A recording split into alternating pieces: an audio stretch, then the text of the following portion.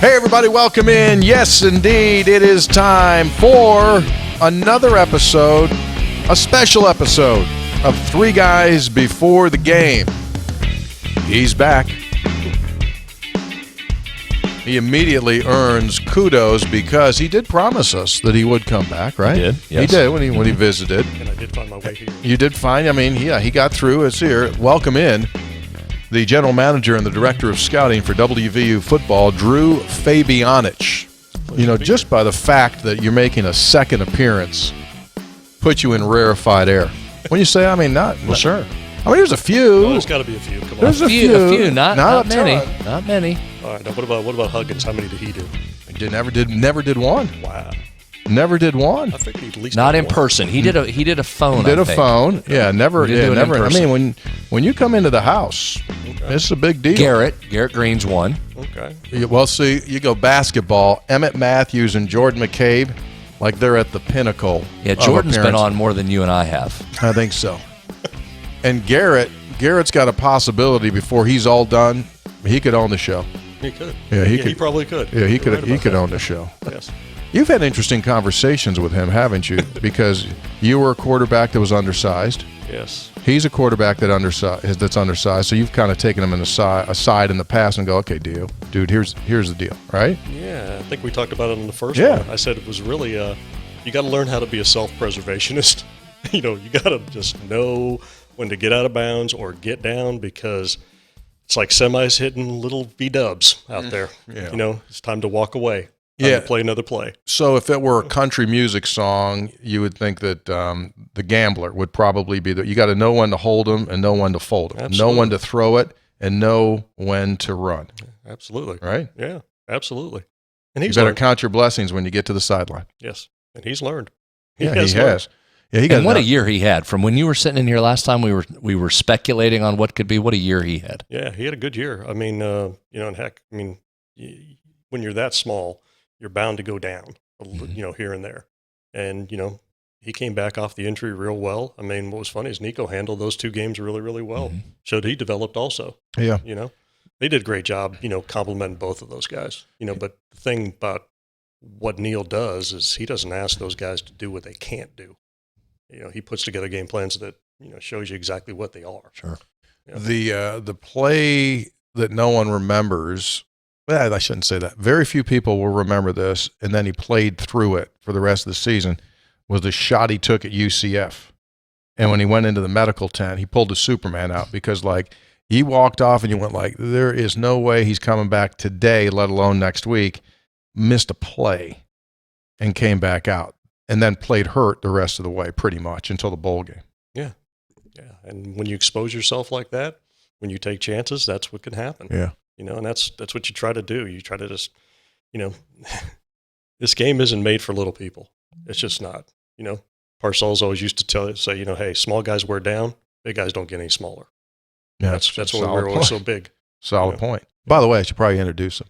I said general manager and director of scouting for Mountaineer football. Drew is entering into his second season, his third season overall in the college ranks. He spent 18 seasons with the Dallas Cowboys. Before that, 17 seasons coaching college football. So a bevy of experience. And we got so excited to jump in the show, I didn't even do the sponsor billboards. You didn't. We just jumped right in. There's a No, lot of territory to cover. We jumped right in. Three Get the guys. sponsors. Yeah, we got to get them.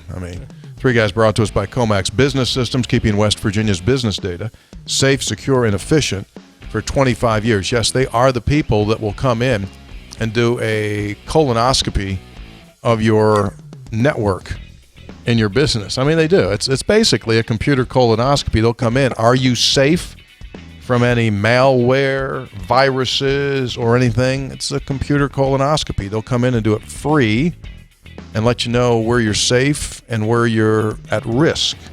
And besides that, unbelievable amounts of business office equipment as well. Visit them at comaxwv.com. Three Guys brought to us by GoMart. Go for good times, go for GoMart, and go for that GoMart rewards card, which immediately gets you to save money on your fuel and on your food as you rack up rewards points. Valentine's Day is coming. You go to GoMart right now. I'm not sure if they all have them, There's some of them got a 62-pound Reese cup in a red wrapper. Go ahead. Go look for them somewhere. I think they're out there. Unconfirmed. Three Guys also brought to us by Lou Wendell Marine Sales in St. Albans. They sell family fun. Visit LouWendellMarineSales.com. They're the folks that provide the James Bond film series with any pontoon. So if you ever see a Bond flick, this goes all the way back to Sean Connery. If you see a pontoon boat, they're getting that from Lou Wendell Marine Sales. Unconfirmed. Right. And Lou Wendell also right now, this is confirmed, is offering a special Three Guys Avalon Tri-Tune pontoon at a tremendous special price. It's the Avalon 2385 Entertainer. Fabianich would look very cool cruising around Cheat Lake in that bad boy. He'd probably paint it gold and blue. But as you well know, Brad, it's got unbelievable speaker system, unbelievable lighting, slate teak flooring, everything you could want. A great awning. It's loaded out. Front reclining seat right there. That is correct. Lou Wendell's been doing business for over 40 years in St. Albans. Visit LouWendellMarineSales.com. And you say there's a special on that? Oh, yeah. Three Guys special. But you have to say, I listen to Three Guys, I want the Three Guys special. You have to say that when you walk in. Otherwise, you don't get the special price. I wouldn't say walk in, but when you're buying it, say, hey, Three Guys listener. Like you don't think you should announce it when you walk in through the door? Yeah, probably. You know how the bell like dings when you walk in the door? Just start yelling it. Three Guys listener, I'm here for the Tri-Tune. They got a special price on that right now. Honda 150 motor, trailer, the whole deal. Have yourself a fun summer. Lou Wendell Marine Sales. All right. Deal. Let's just let the music kick on out. All right, so there's a gazillion topics that we can get into. Go ahead, push that microphone. I want you even close. I want that deeper. I want that deeper voice. Fabianich. I thought I had that kind of low octave anyway. What about Fabian, the great artist Fabian? You remember him? No. Okay, it was. He got big for a while, then out of Philly. Frankie Valli, Fabian, it was big. That's different than Fabio. Yeah. Oh, yeah. That was totally different Fabio. You know Fabio. I know Fabio. That was a little bit before me, though, still. Yeah. Dad still had Sinatra and Tony Bennett going on. But, I mean, you and Fabio, different barber, I'd have to say. Yeah, I'd have to say, yes. You got the Fabio like to keep it long. Heck of a lot more gray, too. Yeah, military Marine cut for you. So, where shall we begin as we try to eat this elephant? Let's jump in. So, this was your first full cycle through. We went through the early signing period and everything that comes with it nowadays, with the portal and all of the other elements. Just give me a 30,000-foot view from your perspective. Did you have any massive surprises along this road, or was it kind of in the logistical form that you thought this recruiting class, as it's still developing, was how it would shape up? I kind of expected it because I went through part of it at Auburn last year. Mm-hmm. What people don't realize is the portal is a heck of a lot different than recruiting high school kids, because the portal moves at light speed. Right. And you can be in at 3:00 in the afternoon and a kid may have 40 offers by 8:00 that night.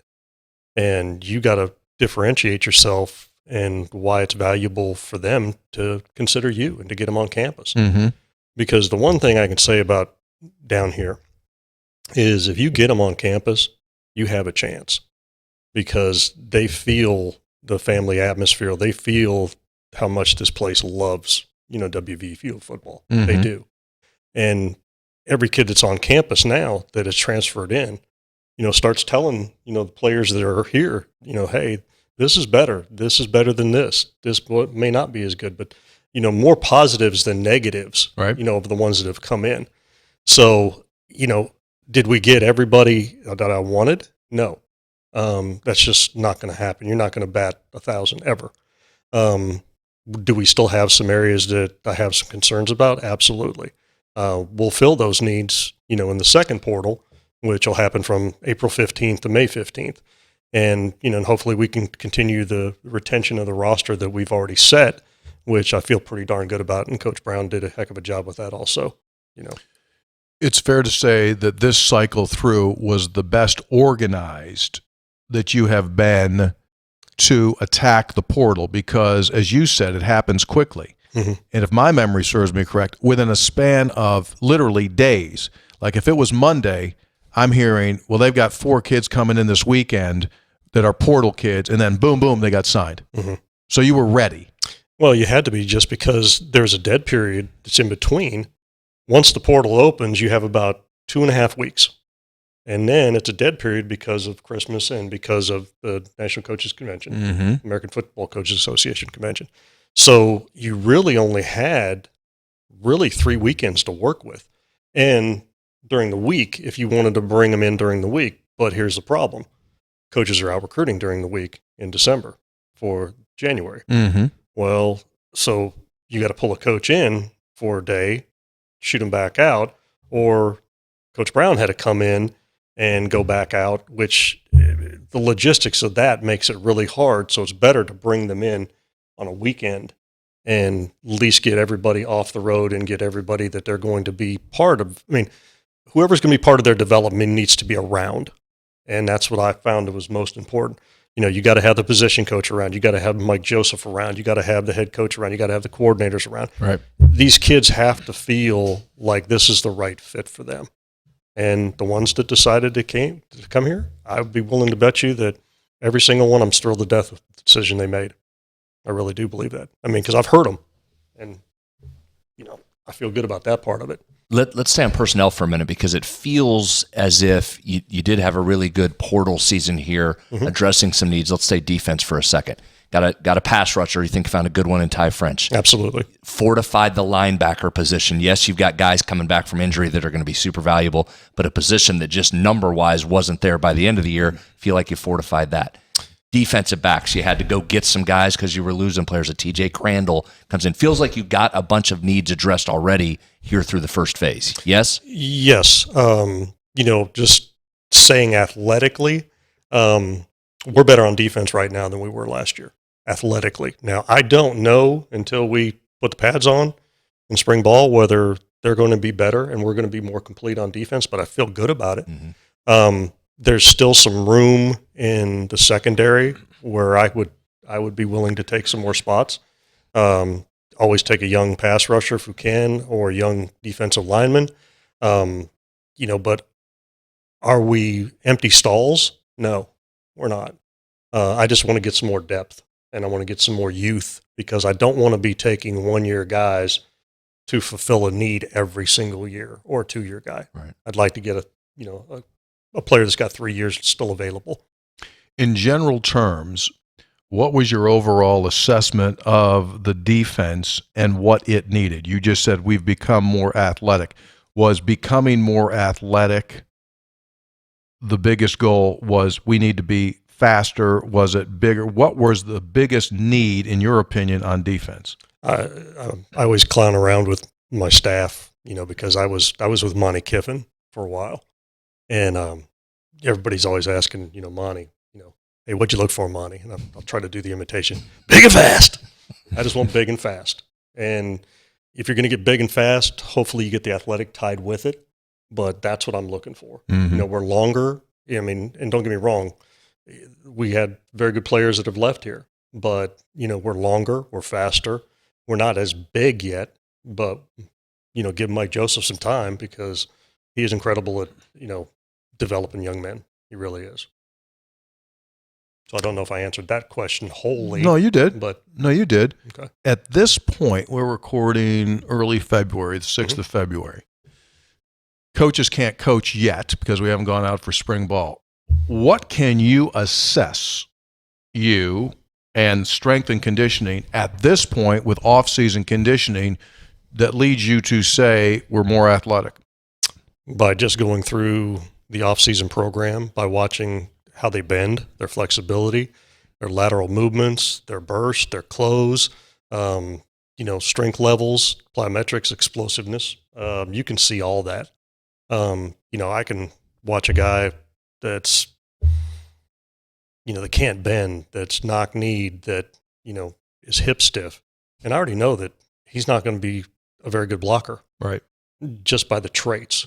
So that's what I mean. Athletically, we're better than what we were. I think we're faster than we were too. So, quite honestly, Ty French is running with corners right now. Excuse me? Yeah, Ty French is running with corners right now. Yeah. Now, how much do he weigh? I think he's up to about 228 now, last time he told me, because he came in really light because he was going all over the place. And again, he was a Gardner Webb. He didn't have a nutritionist. He didn't have, a training table. He didn't have, they had strength coach and all that, but it's different. Gardner Webb's, not big time college football. Now, I'm not knocking Gardner Webb at all because they're a very good program and, they do a good job, but again, we have more resources. Sure. And we should be better. Mm-hmm. So. Why do you think Ty French came here? What sold him? Probably because I told him he wasn't going to play Mike linebacker and he was going to rush the passer. And he doesn't want to play Mike linebacker and he wants to rush the passer. Mm-hmm. So, and if he puts together a good senior season, he will get drafted. And, because I was evaluating him going like, heck, he could go in. He could have. But he decided he needed another year because they were playing him at Mike, they were playing him at Sam, and he wants to play outside linebacker and he wants to rush the passer. Because of size? Is that why they were playing him at those positions? I think it was because he was an impact player. I think they used him kind of in a way that, Dan Quinn used Micah. Okay. But Dan didn't pull Micah back into the box as much as he used to, and blitz him. But, there's a lot of tape that Ty French showed that he's an impact player. He just was at a small school. So it's all judgment. Mm-hmm. Yeah, that seems as though that's the pickup of the off season to this point. I think both corners are. Carrico will be a good, solid player. Bray he's a madman worker now. Wide receiver. Yes. From Oklahoma State. Yes. Jaden, We've seen him run into the end zone against us. Mm-hmm. Yeah. And he's brought a real serious business-like mentality to the group. And, with those young guys, I think they've taken to, that. And all of them now work really, really hard. And I like that because they're seeing a guy that's been through it, been there, and going, hey, guess what? I want to be with you all. Well, when you see a guy work like that, it becomes second nature to you. Stay offense for a second because, again, we saw the success on the field of the offense, especially as Garrett got healthy and the season rolled on. You didn't make a lot of additions through the portal there. In fact, good offensive linemen. Obviously, losing a great one in Zach Frazier, Doug Nestor is going to be a big loss too. But you feel good about the young guys that are coming in. You did add Xavier Bosley coming in, West Virginia kid that is back from Jacksonville State. But you didn't have to make a lot of wholesale changes or additions offensively. No, and because again we had pretty good depth, and really what helped us last year was that freshman class. They showed up and they actually played. Mm-hmm. Do I feel good about the same thing happening this year? Yes, and there'll be some of the sophomore class that is actually going to grow up and become players too. The offensive line's still the strength of the team. They got a lot of returning players there. The receivers will be older. They will be longer. They'll be big and fast, right? Mm-hmm. And we'll try to add another receiver, probably, decide whether we're going to take another tight end. We could take another offensive lineman, possibly, but I wouldn't bet on that because Matt Moore's done an incredible job developing those guys, and I think they're in the spots that they need to be in. And there may be some young guys that surprise there again, too. Okay, go. So, couple names. Go ahead. Couple names we should watch offensive line-wise. Johnny Williams, Nick Cray, thought a lot of them when they came in last year. I've heard buzz on both of those guys since they got here. Yeah, and what's funny is that was a really good class last year. When you look at the totality of it, because, there's probably still 6-7 guys that could play in the NFL in the offensive line, eventually, Say that again. There could be 6 or 7 that could play in the NFL. Again, they have to develop. Sure. They have to play. Sure. But, you would, like I said, there's a possibility of that. Now, So you feel comfortable saying position of strength, obviously, last year. It's what drove that offense. Oh, there absolutely. again this year. Yes. You feel totally good with that line. Yes. Yeah. Yes. And they've got good depth too. Mm-hmm. They're not totally filled across the board, but they've got good depth. Yeah. And that's a great story because this will be year 6, and it took 5 to finally get the thing solidified because it was at ground zero when those guys got here. Yeah, and Matt will tell you that. Yeah, and I didn't know that until he told me. And the funny thing is, when you get the NFL personnel come in, I mean, they're coming by and they're standing with me and they go, man, that group looks good, and it does. Yeah. I mean, he's recruited the right kind of people too, and the right kind of workers. And hopefully that's what I brought in from the portal and helping with this, this next coming class, that we're bringing the right kind of people, because the right kind of people are the same kind of people that live here. Does that make sense? Yeah, sure. Not white collar at all. And that's what this place, I think, has always been founded on, was toughness. Yeah. The foundation of it is blue collar. Yeah. It's got to be. Yeah. I'm going to ask. Didn't it feel like that matched the team last year for the first time in a while? Well, Zach Frazier was a poster child. Nestor was a poster child. What's your identity? Well, here's your identity. The offensive line's going to come out and hit you right in the face. Hit you right in the face.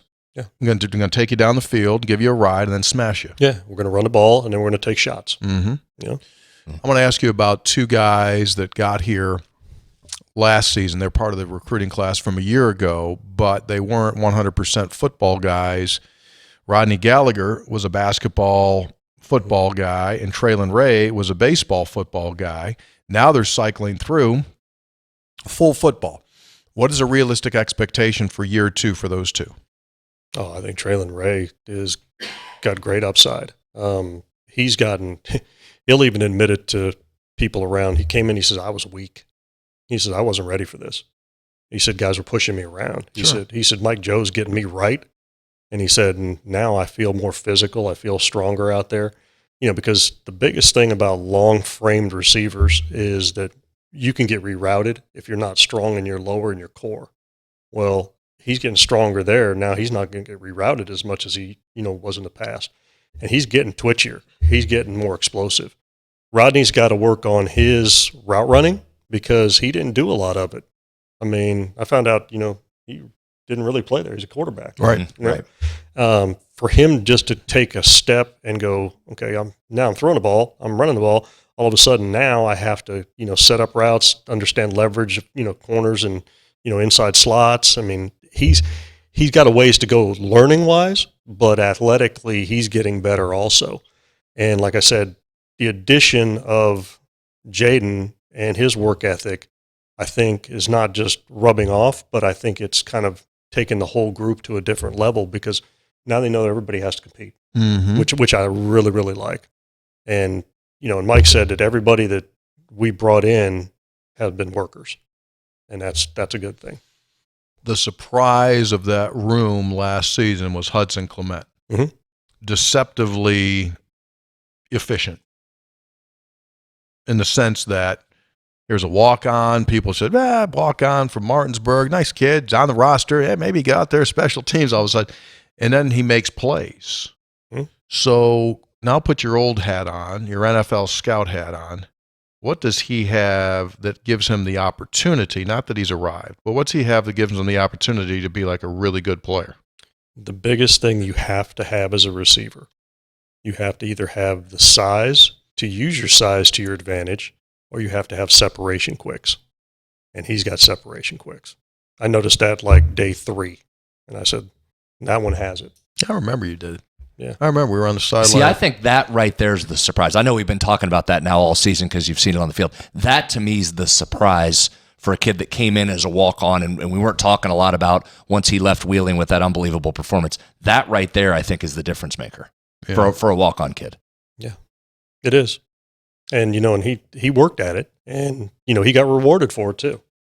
And he's taken to it, and, I think he had the best yard after catch of anybody on the team, if I remember right. I wouldn't be surprised by that. Yeah, I can't remember for sure, but I'm thinking I'm right. He likes to play football. Yeah, he does. You can tell. He enjoys playing football. He does. And that might sound like a stupid thing, but you know what I mean. Yeah, and little brother's coming too now. Yeah, Murphy's in. Yeah. So, by the way, he had a heck of a state championship game too. Yeah, Didn't quite get to Huddy's level, but he had a heck of a How many did Huddy have? 6. He had 6. Yeah. No, 8. He had 8. That's what I thought, 8. Yeah, wow. Because Murphy had 5, I think, this last year. Give me your NFL scout hat. If you had your Cowboys logo on and you came in, you put the tape on, and you're watching Jaheim White, what's he have that makes him different? Very, very good vision. Very good contact balance. And he doesn't just run through arm tackles, he runs through side tackles, which not a lot of people can. I mean, if you're watching, put put it this way: everybody should break an arm tackle if you're a running back. Everybody, but he goes through side tackles, and he's got really, really good vision, and he's got great acceleration. He's up to speed real fast. Mm-hmm. The only limitation he's got is because of his length in pass protection. I mean, and being a receiver. I mean, it's hard to throw to small radius players. It is. I mean, I used to go, gosh, if the guy's if he's running a 7 cut on me, and he's 5'6", it's hard for me to drop it in on that guy. Mm-hmm. I'd rather throw it to a longer receiver just so I had a chance. Sure. It's just harder. But Or just get him as wide open as he was at the Baylor game. Then it doesn't matter. Can you just lay it out there for the touchdown to win it? That works too. Yeah, he was isolated on a mighty linebacker that couldn't run. It was very nice. Matter. Yeah. Well, Neil did a great job scheming that one up now. He couldn't run, and they had a miscommunication as to who was guarding whom. Yeah. And that kind of helped out as well. Yeah, that's a good memory. That's a real good memory. Was for me too, because I actually GA'd there for Coach Taff. Oh, is that right? Yeah. How about that? Yeah. So Coach Taff was actually there at the game. I didn't get to see him. Oh, He was really? up in the box, yeah. Yeah, he's a great, I mean, he is an iconic figure in Baylor football. Yeah. C.J. Donaldson comes back from the injury last season. He has shoulder surgery now, so he's on the mend. So now he's got the full feel of it. This will be season 3 for him. What do you think he's learned? What does he have to take into this coming season? What can he be? He can be whatever he wants to be. I mean, as big as he is, as fast as he is, it's all up to him. I mean, the one thing about, him, I think he was really tentative because of the shoulder. And he was always worried about it popping out or feeling the wrong way. And I had to labor him too. And it's hard. It is. You kind of feel like, what am I going to do? Is it going to snap out this way? Is it going to, you almost have to get it fixed. It was in his head the whole year. Yeah. And so again, for him to become what he's supposed to be, I mean, he's got to make that decision, because he's got all the traits to be a big physical runner all the time, to where linebackers, DBs do not want any part of him. And when they don't want any part of you, it's something to see. I mean, I was around Marion Barber. I showed him a couple of clips of Marion Barber, and that's what big men run like, and that was my reference point. Mm-hmm. You show me a guy 245 that's, physical like that, all of a sudden guys are turning it down. They don't want any part of it. Even at that level. Even at that level, yes. Yeah, even though you make play or you get cut. Yeah. They say, Yeah, I'll go way, way back. Ask Isaiah Robertson about Earl Campbell. I can imagine. Yeah. Yeah. You imagine Earl Campbell coming at you? Yeah. Sweet mercy. Yeah. So I'll go, who? Well, My age. no. Our demo's right in there. Yeah, we're 55 plus. Don't worry, you're Okay. fine. What was your assessment of the Big 12 conference going through it this season? Did it at any point did a certain style of play or body type or any of the elements of these teams on a regular basis give you any insight that maybe you didn't have when you went into it? I thought that there would be, how would I say this? I thought everybody would have more real dudes. Okay. And when you break down every single opponent, you find out every team's only got about 5 to 6 dudes. Yes. So now you're saying dudes. Like some NFL real players. Some refer to that as, now, is a dude and a dog the same thing? Mm-hmm. No, you're right, because a dog is someone that plays hard but might not have the ability to go to the next level. But a dude is a dude. Yeah, dude's a dude. I hear you. So it's pretty, there's some, and I'm sure, because we didn't play Texas, they probably had more dudes. They probably had, again, the one that sticks out is Nose guard. No, Penn State. Oh, I thought Texas. I'm saying when I was breaking them down, put it this way, even with their young cats, they probably had 9 guys on defense that could play in the NFL. And I'm not even counting the offense, because the offense had probably another 6 or 7. Right. Well, you do it in the Big 12, it's like, there's like 4 and 3, 3 and 3. You go like, but it's pretty equal. Now, Texas might have been a different story. Oklahoma had a little bit more. But when you start breaking everybody down, it's about equal. Then it comes to coaching. Then it comes to atmosphere. Then it comes to the crowds. That's what I keep trying to say. I mean, situation. yes. And again, this place, when it's rocking. Did you enjoy it? Oh, it can be. You've been around a long time. Did you enjoy it? I did. That pit game? Did Pit you game kind was of good. Pit game was good, right? Yeah, the pit game was Bouncy in good. there. Yeah. No, I wish that would have stayed like that. I mean, and I know that's not realistic all the time, but the one that impressed me was the bowl game. I mean, because I was expecting, a little bit more powder and white, and I looked across the field, I go, wow. I was like, they'll probably have 10,000 people here. Well, and we had the whole side locked up. It was nice. Really was. 3 tanks of gas. If you can get there in 3 tanks of gas and back home and 2 cases of beer, they'll be there. They're there. They'll attend. Yeah. They'll it's attend. It's like that trailer I saw. Gosh, I wish I could remember that trailer. Some say, it was you might be called an alcoholic if you're drinking before noon. And it said, no, you're just a mountaineer. Well, I don't know. I don't know. I mean, I thought that was pretty good. Yeah. Well, try to stay away from that a little bit. Okay. Gotcha. You serve another function besides the recruitment and the evaluation, and you've made reference to it here. You break down the opposing team and give your 2 cents on their players. You evaluate their players, and then you prepare a report. Can you kind of walk through what a week is like that for you and the presentation, and then what your thoughts are? Because I'll go to you like on Thursday or Friday. I'll say, like, what do they got? You'll say, like, I got a corner's terrible, corner's short, can't get around, can't turn a step. So you break it all down. So you're not supposed to tell everybody. Well, obviously when you evaluate, you're saying that guy's really good, or stay away from that guy, or that guy, we got a chance here to Well, I call it finding the fish. That's finding the fish. Sure. Okay, so go ahead. What are you doing? Break down 2 deep on both sides of the ball. Identify the fish, and put matchup pages together for offense and defense. I've got a lot of help with my guys on, my side with Davis and Tolbert. One helps with offense, one helps with defense, and we prepare an advance report that we present to Neil, and I present to Neil, and they present to the offense and defense on Sundays. So it's a pre-scouting report that's even before the GAs and the analysts get to that. What I hope it helps with is some of the coaches have used it because they want to know it's a positive, the negatives, and how to attack each player. And it's not long, because I don't want it to be long. No. I just want it to be, here's how you attack it. If they're susceptible, to an inside spin, deep in the rush, that's going to be in there. What they're good at also helps them too. What the negatives are helps that. And again, there's sometimes when you go into 2 deep, you go, gosh, if this guy actually plays, this is the guy we need to attack. And I hope that's where it helps. So that's kind of the condensed version of it, but it takes about 2.5 days for me to go through 44 players. And that's after I evaluate our game on Sunday morning, because I do that on Sunday morning for Coach Brown, and we go over that. What does that entail?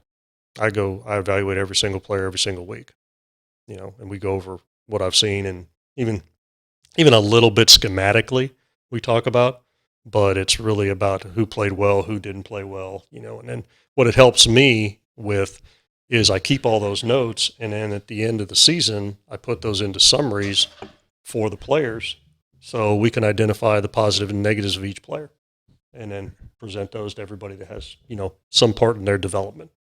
How far ahead are you on that scout? Are you not the next opponent? Are you the next one, or do you work further ahead than that, or that's hard because of injuries? And you mean on the advanced part? On the advanced part, it's not the next opponent. Is it the one after the next opponent? I'm always 2 games ahead. Yeah, if that makes sense. Yeah, because I've got to be done on that Sunday of after, that week, that week of the game. So I'm always 1 week ahead. Right. Two opponents ahead. Right. Okay. Beanie Bishop comes in and leaves as a consensus All-American. That is the biggest wow of all wows. Think about that. Don't disagree. Think about that. Now, here comes this dude. You guys pick him up from Minnesota, right? Had solid numbers, but like nowhere, and no one had on their bingo card when he came into Morgantown. yeah, he'll leave as a Walter Camp, consensus All-American, da-da-da. How'd that happen? I'll tell you why. First one, Mike Joseph. I mean, kid got bigger, faster, stronger. And the other part of that is Shadon Brown. I mean, Shadon's a hell of a teacher. Excuse my language. That's fine. But, Yeah, you know, he is. we're good. He's a one heck of a teacher because he's just like Neil. He does not ask players to do something that they're not capable of until he prepares them for that. Like, why would you go up and press Beanie Bishop? He's short-armed. He's not real long. He's not real tall, right? So why would you do that? Well, he rarely ever did it. Not fair to him. Not fair to him, Mm-hmm. right? Well, take his strengths, build on his strengths, play on his eyes, play on his instincts. And again, I give credit, like I said, first of all, the position coach. I mean, Shadon Brown did a hell of a job. Beanie took the coaching. Beanie took to the weights, right? Took to Mike Joseph, you know. And when people see that, that's what we sell to the transfer portal guys. Sure. Say, hey, you're a one-year guy. Well, look what happened with this one-year guy.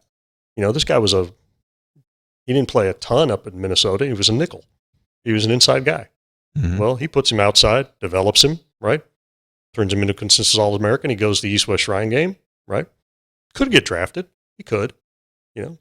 And like I said, that's not kudos to anybody other than who brought him in, who developed him, and those two guys are the ones that developed him. And then they put him in a great situation to succeed. I mean, and that's called coaching. Yeah. To me, the biggest thing you got to do is you got to keep feeding off of that now. You got to sell Beanie. You need to sell Beanie Bishop for like the next 5 years. Yeah. Yeah. And hopefully the ones we brought in a corner, hopefully they develop the same way. And then we can keep selling it the same way because it is important. I mean, all these kids believe they can play in the NFL. Now, 1.5% can and do, but they have to have that belief, but they also have to feel like they're getting developed. Mm-hmm. And that's what I think this place has built. This is what it was built on in the past. Well, no questions about developmental. I think we're there right now. Mm-hmm. And now, and I try to tell everybody I'm talking to, which I talk to all these kids when I'm recruiting them, I said, it's the head coach, your position coach, strength coach, and me. It is. Because all of them can help you in some way. Now, everybody else will help you too, but if it's about the NFL, if it's about development, if it's about your traits, if it's about improving those traits, that's me. If it's the coaching, it's the position coach. If it's the program's direction, it's the head coach. If it's development of your body and your speed, your strength, you know, big and fast, it's Mike Joe. So, I mean, that's where I bring the points to. And I think that's big. And Shadon sells that Beanie Bishop. He should. Sure. I do too. Why not? Consensus All-American 1 year. You want to put It's tape an out there? unbelievable story. I mean, that's about as good a story as you can get out of it. It is. Well, that and Zach Frazier. Yeah. And he's going to become the poster child on that offensive line and mile him after him. Mm-hmm. That's how you build this. You got to stack it now. That's right. And that's what Matt Moore's doing. And like I said, when you look across there, all of them look good. It isn't like there's a bad looking body out there. You go, ugh, he doesn't fit. No, it's the same kind of guys. Last time you were here, you said that Zach Frazier was not being given credit for his actual arm length. You know, if someone said, well, he's too short, you said, wait a second, his arms are playing long enough. How do you think he'll fare here coming back from this injury with the draft? What do you think happens? I think that he goes I think the biggest thing for him wasn't really truly just the Senior Bowl, the playing, because he didn't play. But he went through some of the drills, right? And which, by the way, is remarkable that he was back and ready to do drills. Correct. But the biggest thing, people got to talk to him. People got to get to know him, right? Now, is he the most boisterous? Is he the most talkative? You know, is he that grinder type person? No. But he is everything that you look for, you know, character-wise in a player. Oh, yeah. Because, I mean, again, I don't look it, but I'm downstairs a lot, you know, in the weight room late in the day, and there's Zach Frazier doing something extra. Whether it's stretching, whether it's maintenance, whether it's recovery. I mean, when you can take a guy that you already know acts like a professional, isn't that nice? Yeah, absolutely. You know? So what's going to happen to him is, like I said, I thought that just if you look at his play, you go, he's probably late second, early third, right? Now, everybody's going to start talking to him. Everybody's going to start to get to know him. Everybody's going to figure out he knows what the hell he's doing. He understands the game. He's got that kind of character. And the more Right. they keep getting to know him, he's not going to make it past the middle of the second round. He won't. And I truly believe that. I may be totally wrong, but I don't think I am. Well, it seems that way. I mean, he seems to be picking up steam, right? The top 1 or 2 centers that are out there, you keep hearing that more and more. And because what's funny is that the guys that come up to me, they go, is it really all true? And I go, yeah, it is. Because they said everybody in the building loves this kid. Well, they should. Yeah. Very lovable. Yeah. Very lovable. And put it this way, if you're going to put your name on somebody, don't you put your name on somebody like that? Sure. Because they're going to come back to me and go, yeah, you were right. Yeah, absolutely. Well, I'm going to say, yeah. So let me ask you this. It's a personal question. So what are you doing down in the weight room? Maintenance? What are you doing? I'm doing a lot of recovery on my lower back because What's going on there? 4th and 5th lumbar got cracked when I was playing. So I'm kind of miserable most of the time, We got any yoga or stretching going on or No, anything? light bed. I do cryo. I do cardio almost every day because I do love to eat and I do drink my wine. So what are you going, elliptical or are you going treadmill? I do the elliptical because the treadmill's too hard on the lower back. So you go into that salt thing, the depth perception? I've been into one. I've been into it twice now. Yeah, float tank. Yeah, pretty good. Yeah, it works pretty well. But you're doing the light bed too? Light bed almost every day. Mike Joe sold me on that. I thought it was. Yeah. I thought You thought it was some kind of, I thought it was pure crap. quackery. I really did. but it works. He was like, just give me 4 days. He says, no, give me 6. And I go, and you know how you talk, give me 6. And I was like, all right. And sure enough, I think I've missed probably 4 days total since then. So you go lay on that thing. What's it do to your back? It just helps with the pain. It helps with the tightness. It really does. And again, maybe it's if I take off a little bit more, in my, Oh, you look good. no, there's a fat little Italian that's trying to escape every day. Yeah. Every day. Yeah. Trust me. So spring ball is a little bit more than a month away. Yeah. But the 18th, I think. Is that what it is? March 18th? Yeah. When you walk out on that field for the first time, what are the things that are going to be exciting to you that you want to see? Oh, I want to see one-on-ones with those corners right off the bat. And I want to see one-on-one pass rush. I do. Those are the first 2 that I'm really going to be excited about. Because I know the tempo's already there. I know the effort's already there by all the the guys that are coming in. I mean, and the other one's going to surprise you is TJ Jackson too. He's going to surprise you too now. You want to talk about twitchy. I mean, he's a little bit shorter, but he's more of that twitchy 3 technique. He's got a little touch. Now, again, I'm not comparing him. I'm just saying that body type wise, that's kind of what Aaron Donald looked like. I mean, that's kind of shorter, thicker, twitchier. So I'm looking forward to him pass rush. I'm looking forward to him playing the run. He's going to push some of those other guys in the defensive line. Again, I just want to see what they're going to look like. Oh, Jeremiah Trotter, I would imagine. Yeah, because everybody told me, he's like, hey, he's a player. He's ready to go. I'm like, I hadn't seen anything yet. Yeah. But he's worked at it. I mean, he has really worked at it. And Trey, I don't know if Trey Latham will be back yet or not. He might by that time. But he got a chance, doesn't he? He was showing a lot early when he was in there. Yeah. I think he would have been a freshman All-American. Yeah, he could have been. Except for that one kid at I think Texas Tech led their team in tackles. I think as a freshman. Mm-hmm. But no, like I said, I'm looking forward to it. I really am, because I can look at all the traits, I can look at everything, the measurables and all that, but until I see him with the pads on and actually getting a little bit of violence to it, we'll see. Okay, how about a returning defensive guy that we're not talking about a lot right now, but you think has a chance to make some plays? Returning defense. Guy. So none of the portal guys, but a defensive guy that was out there, maybe played, maybe didn't play, maybe played a little, going to play more. Who will surprise us defensively? There's always mumblings. There is. It comes up the stairs. I know we've named a lot of them. Yeah, but I mean, I don't know if it's a surprise. I think I have more expectations on a few. Who? Okay. I expect Sean Martin to play better.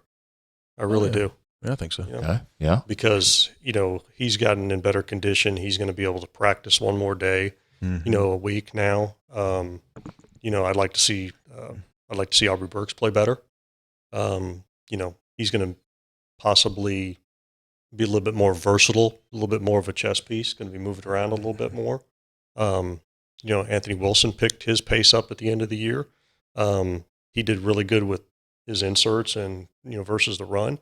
And again, Shadon did a great job of utilizing those guys in the right areas. Like I said, it's more expectations. Surprise, Fatorma played pretty well in the bowl game, and he can be a force against centers. Yeah. He had some nice numbers too in limited snaps. Yeah. And it's not going to be flashy. Yeah. But it's going to be kind of, as we always talk about defensively, he's going to take two. There you go. Yeah. Which will help those linebackers. Sure. Because he's going to take two. Neil talked a lot during the season about Garrett and the short to intermediate throw and his footwork. Mm-hmm. That's something that I'm really excited or looking forward to seeing, is if he stabilized that. Because if he's able to get a high percentage completion on those little short and intermediate routes, obviously that long ball's there for him. Then he got the whole package. I know that he's completed a lot of shots, but he just needs to develop his touch more. And I think that's across the board. Well, I guess you're right, because he'll bring the fastball coming in on that bubble sometimes. There's no changeup, and he needs to find a change.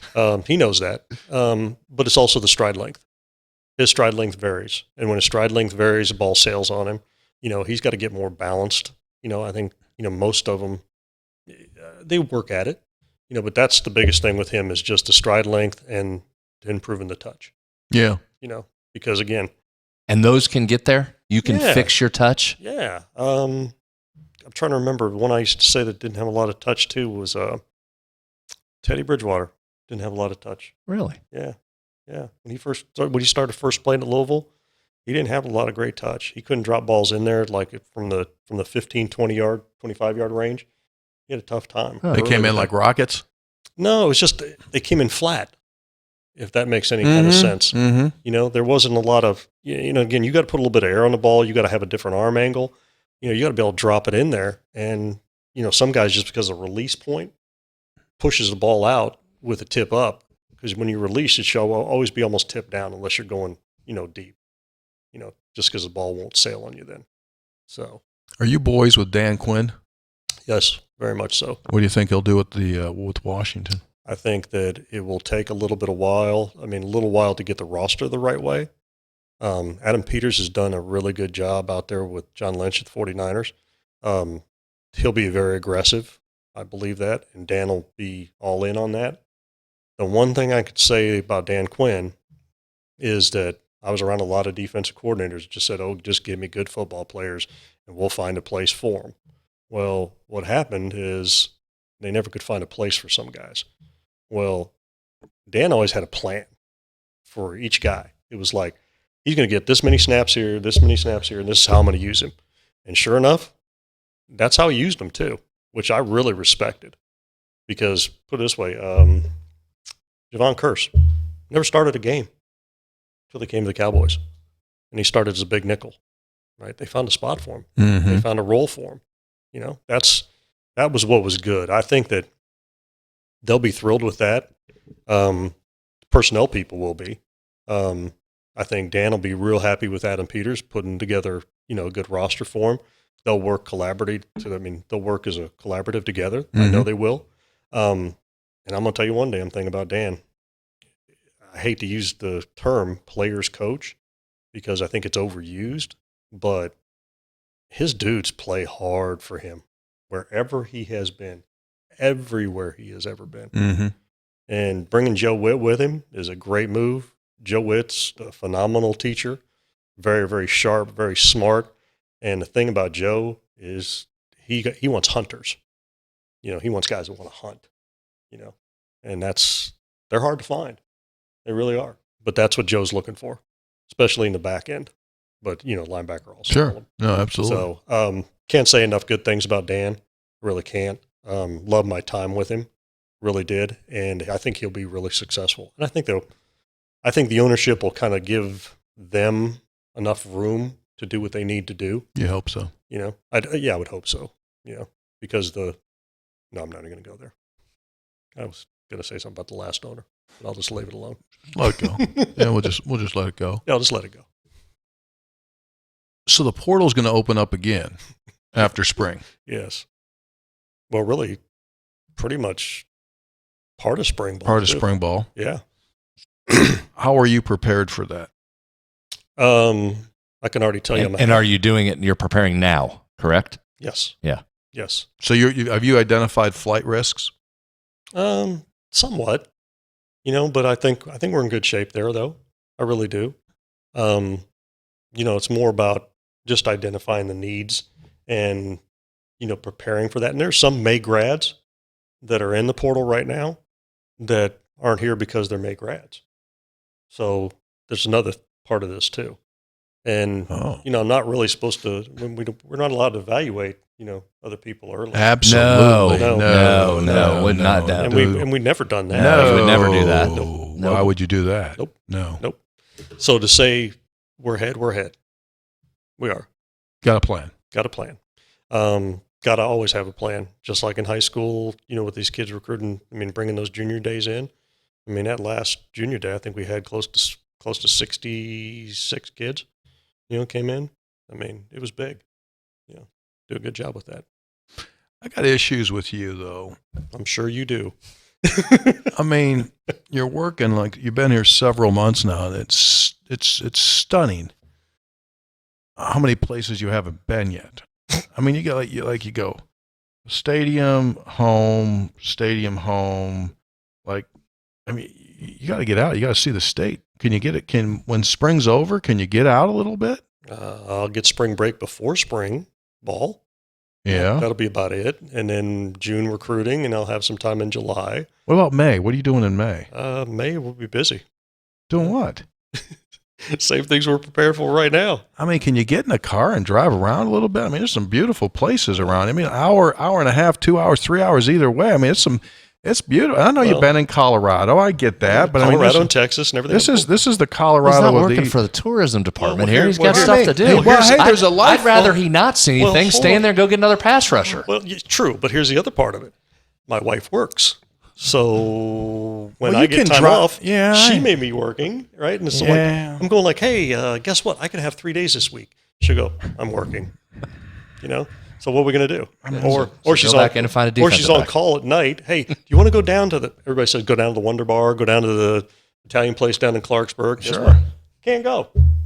Yeah.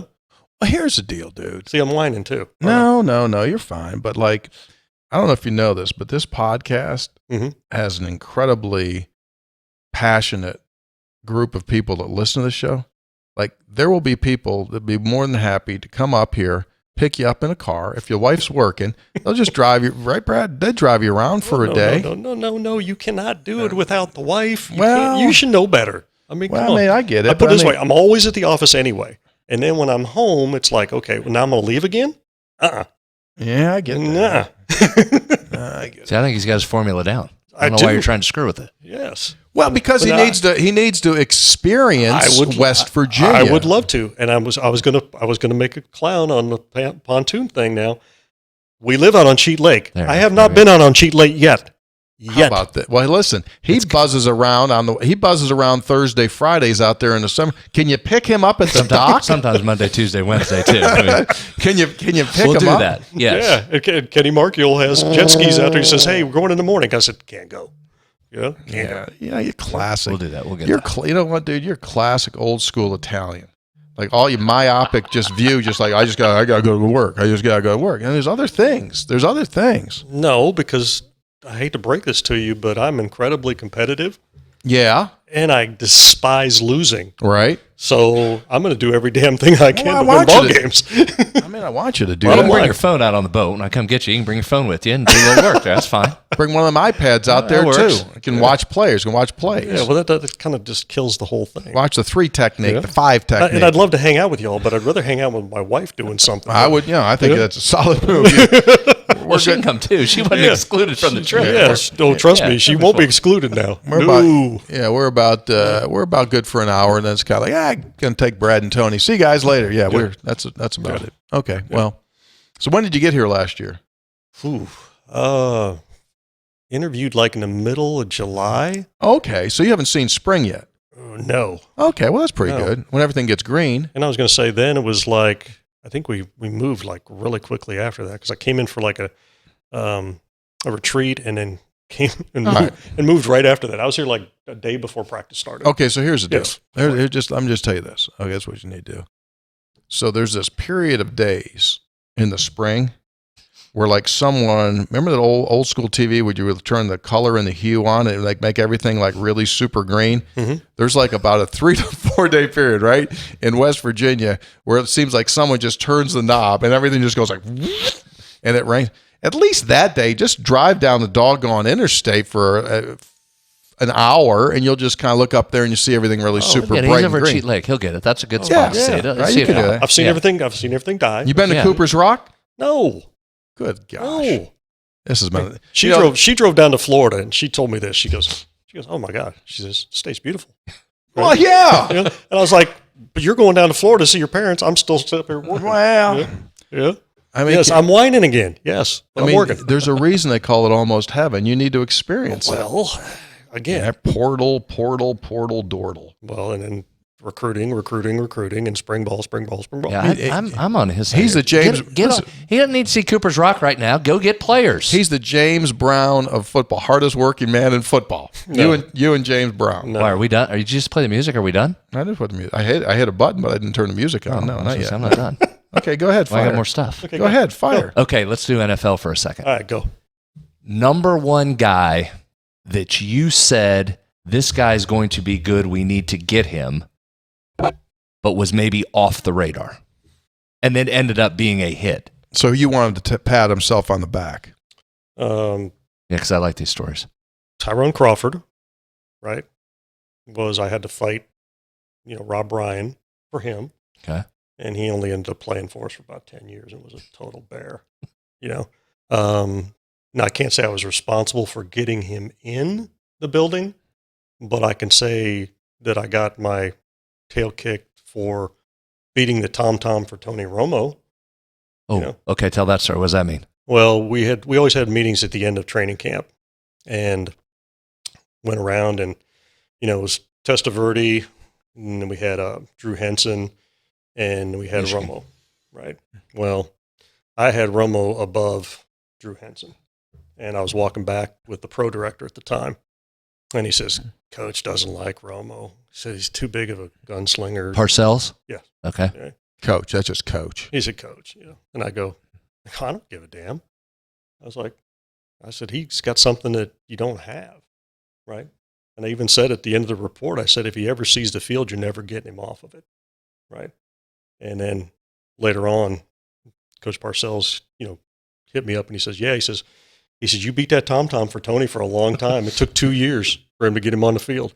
He said, you were beating that tom-tom every year. So what was it? What specifically was it? Where did you see it? How did you identify it? Behind him, he could do things with his eyes and his innate, it's an innate feel where you sometimes don't have to see it to know it's going to be there. He could do that. He would go 1, 2, 3, 4 as quick as I've ever seen. And he could pick off how the leverage was by a nickel, or if they knew they're going to double Witten, he could see that. He'd go away from that. I mean, there was just an innate vision and knowledge that you can't teach. You saw that on him via film, or did you have to be live and see practice? It? But how'd you know it beforehand? I didn't. He came in the same year I came in as a free agent. And I didn't know that until I sat there with him. And then the staff changed, and then Wade Wilson came back, and I'd known Wade before, right? God rest his soul. But I told Wade, I said, you're really going to like Tony. And he goes, why? He said, he does things you can't teach. And I go, he sees the field like I've never seen. And he did. Huh. I mean, you could sit there in an end zone, because our press box was actually in the end zone, right? And he was going away. And I could see him because I could see the whole end zone shot, through the press box. he'd see leverage on DBs and reading coverage where he knew where to go with the ball before it even happened. And they could spin it down, try to disguise it. He'd still know where to go and just pick people apart. I mean, it was too bad that he got hurt that year because that was built for him. And he never had that much talent around him. He took some shots, man. And he always got beat up. You know.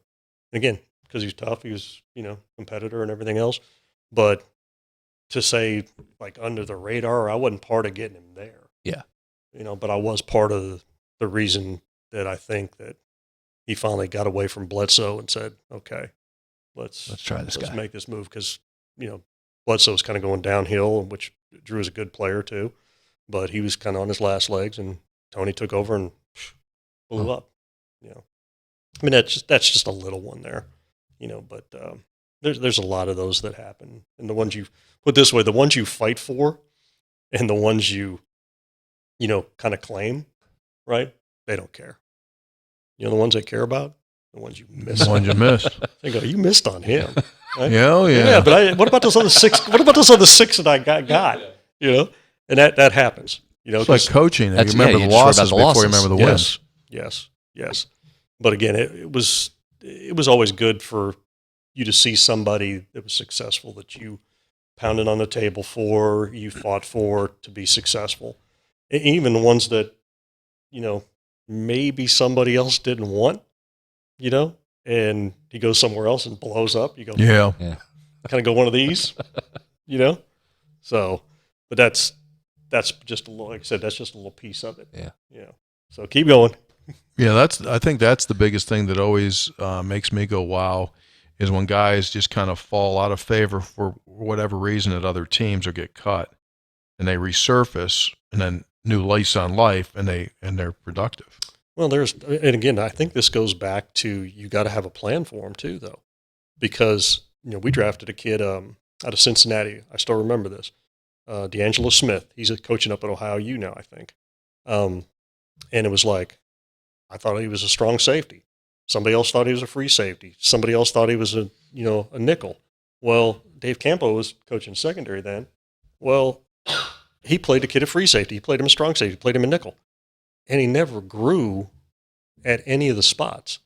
And it almost confused him to where, I'm learning so much. Jack of all trades, master of none.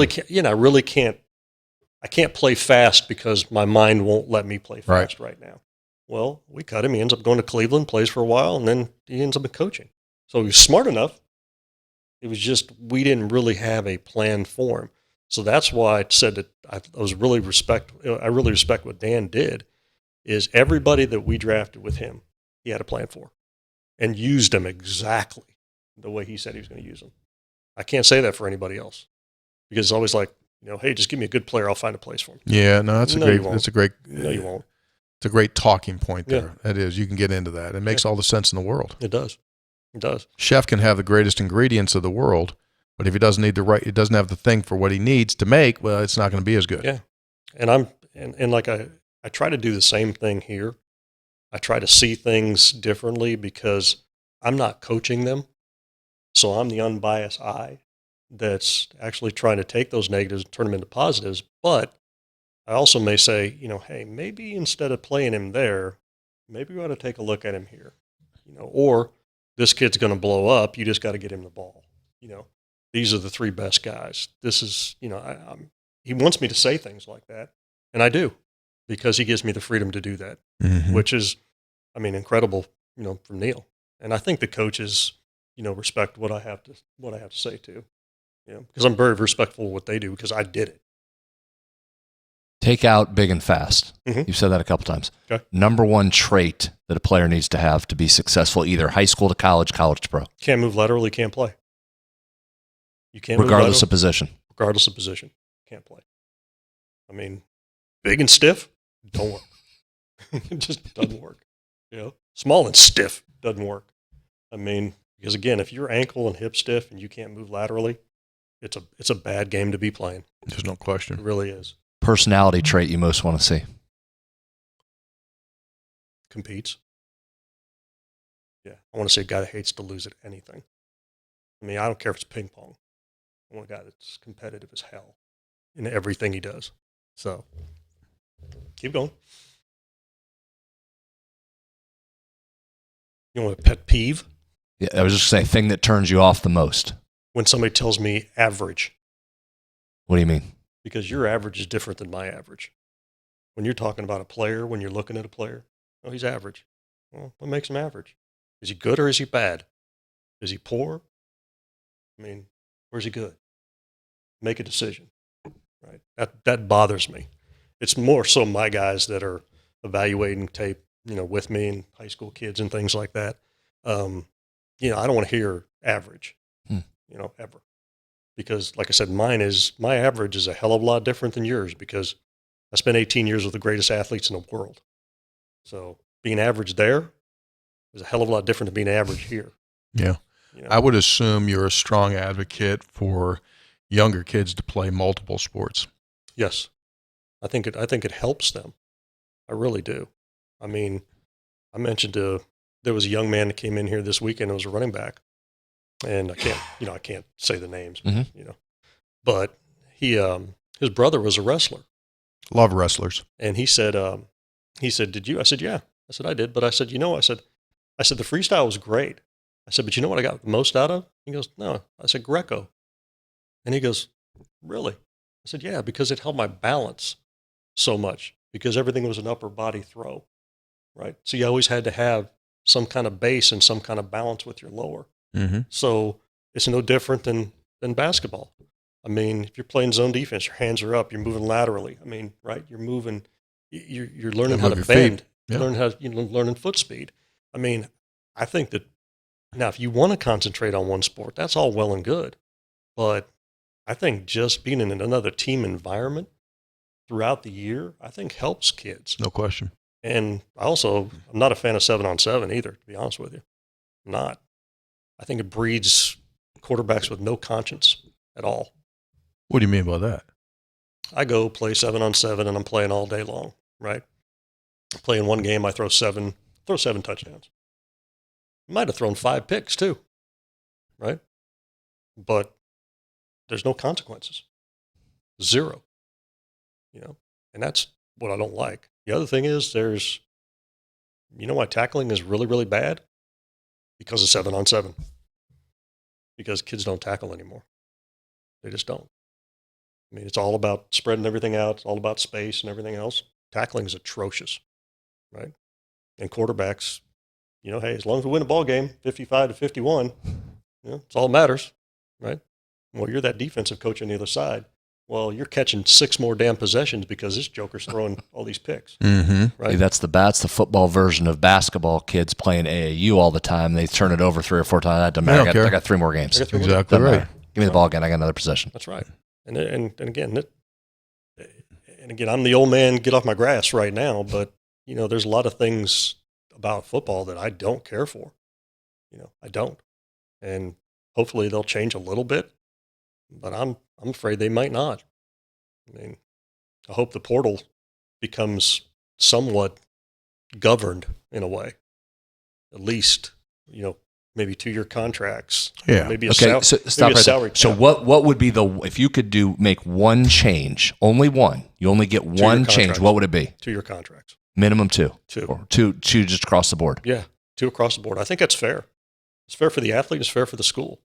Because right now, I don't even know what the roster is going to be until April 5th. Mm-hmm. I have no earthly idea because graduates can leave wherever they want. Yep.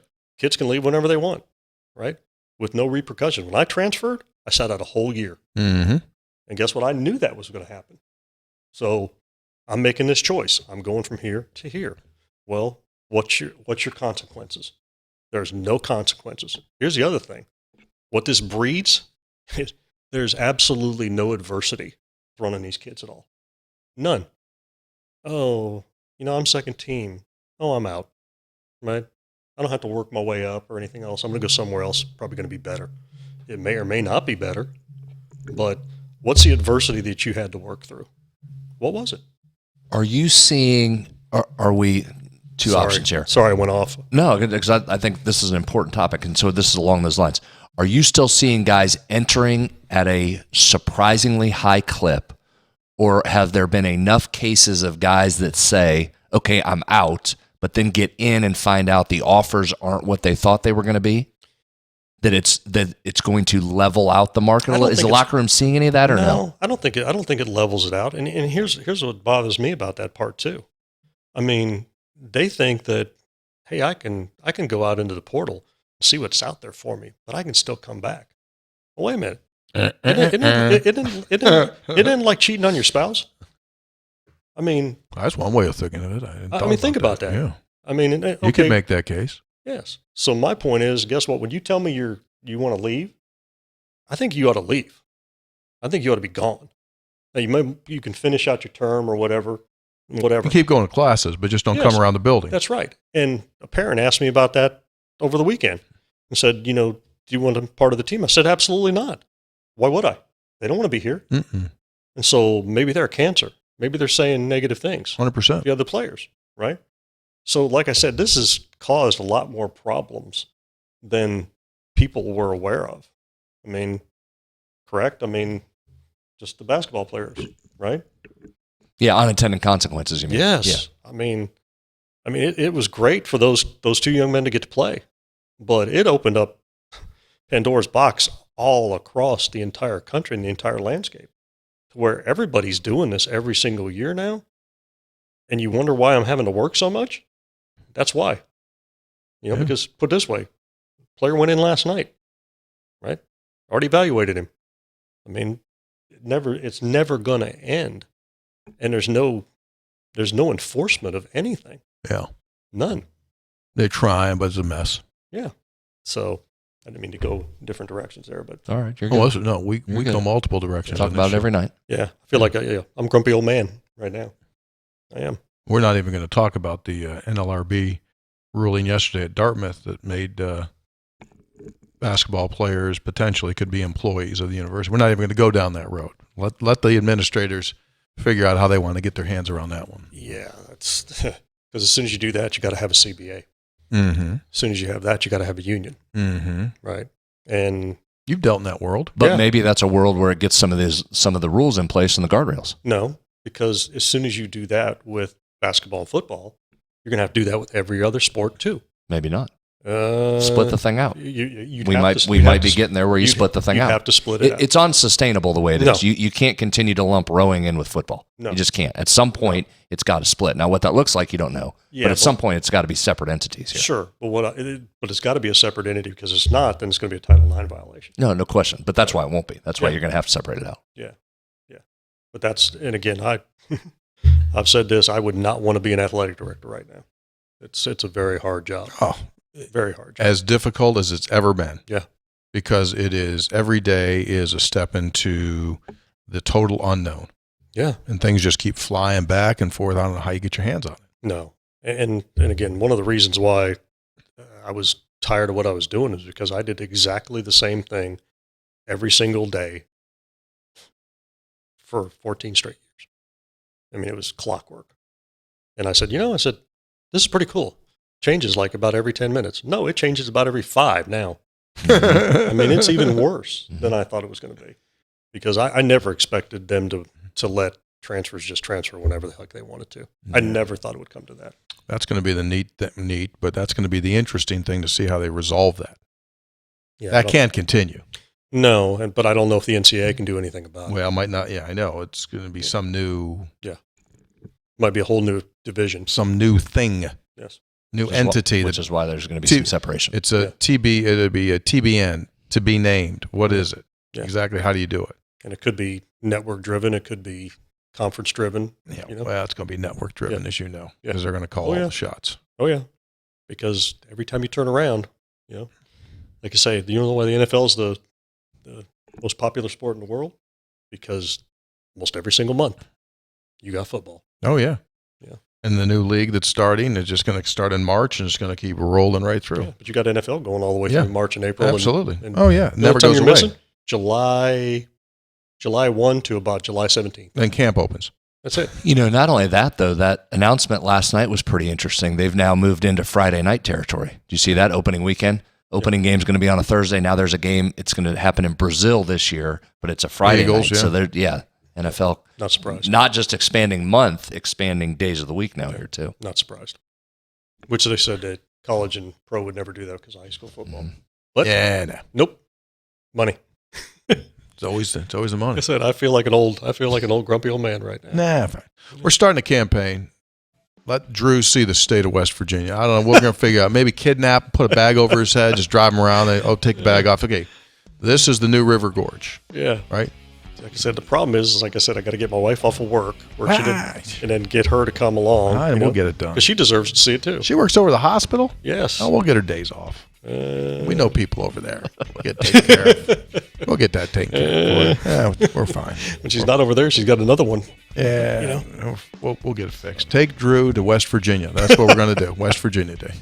We really appreciate you coming on again, man. Oh, hey, love being around you guys. Absolutely. So far, so good. Spring ball, middle of next month, and you get the first look on the field as well. Correct. Three Guys brought to us by Comax Business Systems, keeping West Virginia's business data safe, secure, and efficient for 25 years. Visit them at comaxwv.com. From one digital phone line to 1,000, they got you covered. And, of course, the computer colonoscopy to determine the safety of your network. They'll check it inside and out. Three Guys brought to us by Lou Wendell Marine Sales in St. Albans. They sell family fun. It won't be long before that weather's just right to get back out onto the water. Currently selling the Three Guys Special Avalon Tri-Tune. Check that out at LouWendellMarineSales.com. Can you fish off that thing? Oh, yeah. You could probably bring in a whale. Water ski? Oh, yeah. Oh, yeah. You can do all that kind of stuff. Yeah, you can do it. Just sit there on the lake? Crabbing. Go for lobster. Chinook. Muskies. Catfish. Smelts. Put a big net on the back and drag for smelt. Three Guys brought to us by Go-Mart. Go for good times. Go for Go-Mart. The 62-pound Reese Cup for Valentine's. Get yourself gas. Save with that rewards card on your fuel and your food. That'll do it for us. Three Guys Before the Game, our special episode with Mountaineer General Manager, Director of Scouting, Drew Fabianich. Special thank you to our producer, Austin Wright. Don't forget, subscribe to Three Guys. Never miss an episode like this little special sneaky one we just put in on you. Right? If you're not waiting for it. Right. You That's could've why missed just this follow one, or so subscribe. It just goes right in your feed. Then you know it's there. All right. Music's about done. See ya. Thanks for being with us.